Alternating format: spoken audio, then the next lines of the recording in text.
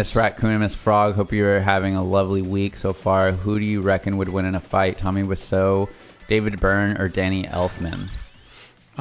Okay, so David Byrne is like a skinny little guy. I don't think he would do that great. But he's got that big suit that'll protect him. He's got good armor. Yeah, he's like a not a glass cannon, the opposite of that.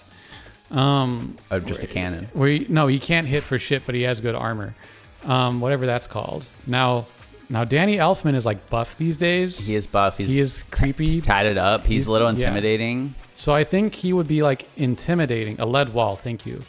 So I think he would be intimidating, but would ultimately be really bad at throwing a punch.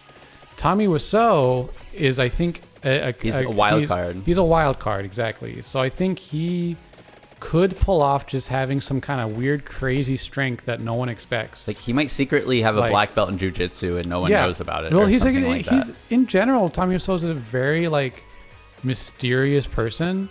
Like no one even really understands how he even financed making the room. He just had all this money for some reason. Right. And he has this like, wild card, absolutely. Got some underhanded tactics. Yes, definitely underhanded tactics. He would definitely fight dirty. And he might have gadgets. He might have gadgets. He might be like a Batman villain. But, he just is a Batman villain now I think about it. But no, Tommy Wiseau absolutely, like, he has this accent that no one can even place. And he's like, I just lived all over, and he never explains where he's from. So he has some weird, mysterious background. I don't know. I think he would win, frankly. He might be like a gargoyle that's been alive for thousands of years. That's possible. Or something like that. Because how that movie comes off is like if you were just placed in this earth, if you were just like in a coffin for 1,000 years and said, I'm going to make a movie. Yeah. Like he doesn't understand human emotions or anything. Don't sleep in coffins. He's more than likely a vampire. Yeah, it seems like it. He's a bit of a bloodsucker for sure. This is the weirdest sex scene I've ever seen in a movie. Oh my God. No human wrote that. I know that much. Nor acted in it. No, I remember. So the first time I was exposed to The Room, by the way, was the sex scene, or one of the two of them, I guess. I think there's a couple. But I was a kid, and I was trying to watch Tim and Eric. I was trying to go to Adult Swim to watch Tim and Eric because we had a TV guide, and it said Tim and Eric is on. And I said, okay, I'm going to go watch Tim and Eric. And instead, it went straight to that sex scene. And I was like, what the fuck is happening? Why is Adult Swim playing like softcore porn? And I just like was like freaking out. I'm like, I don't want my parents to walk in and think I'm watching porn. And so I turned it off. And then years later, I found out that was The Room. And I was like, oh, they were playing The Room as like a joke during Tim and Eric. Like, okay, that makes sense now. The belly button humping. Yes. Crazy. Goes on crazy so stuff. long, that scene. Yeah. Really it's so weird. I didn't know about The Room. I had a roommate that was a filmmaker that finally made me watch it. And I saw it before like The Disaster Artist came out and all that with James Franco. I actually have that book, I think. And still. But it's a good book.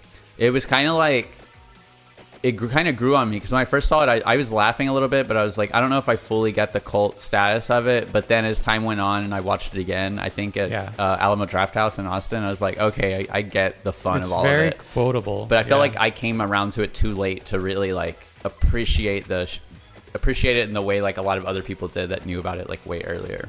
Yeah, that's fair. I kind of was like also like I watched it by myself when I first saw it. And like that's not really the way. Like you should watch it with people, Yeah. Not that it was bad watching it by myself. I still had fun. Like I just enjoy watching bad movies, which is like kind of why I never got into like MST3K or whatever. Because I was just like, I don't know. I just like watch movies that are bad already. I don't need other people to comment on them for me. But yeah, no, definitely that's the kind of thing to watch with people.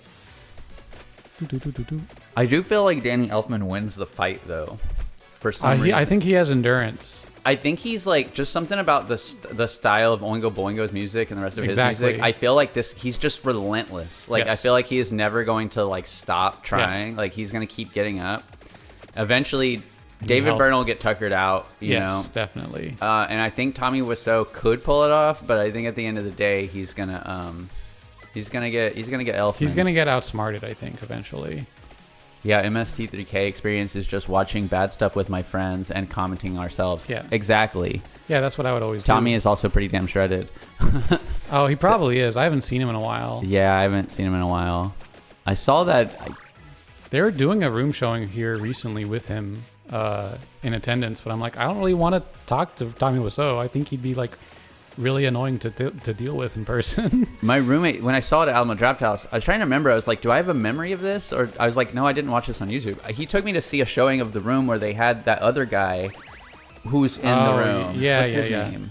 The Greg guy, something? Greg something. The guy that wrote Disaster Artist. But people are like asking him questions and stuff like that. Yeah, Greg Sestero. Greg Sestero. Yeah. I never saw Disaster Artist, but I read the book and it was good. It was a good book. I don't know what they did with the movie to make it different or whatever, you know.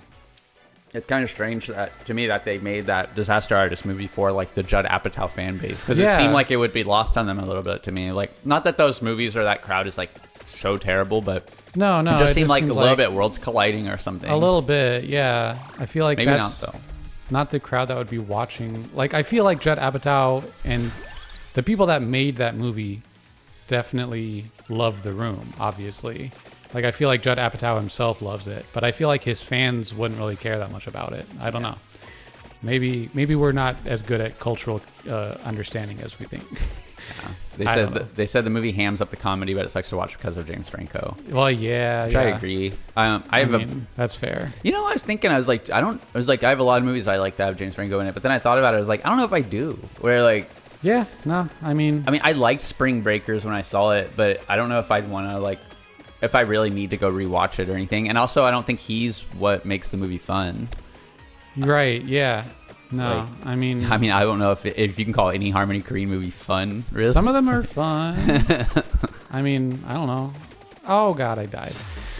I mean, I think that Trash Humpers is pretty fun. It's also disturbing. Trash Humpers is pretty fun. It's also like kind of disturbing, but it's pretty damn fun. 3 little devils jumped over the wall. Yeah, it's pretty good.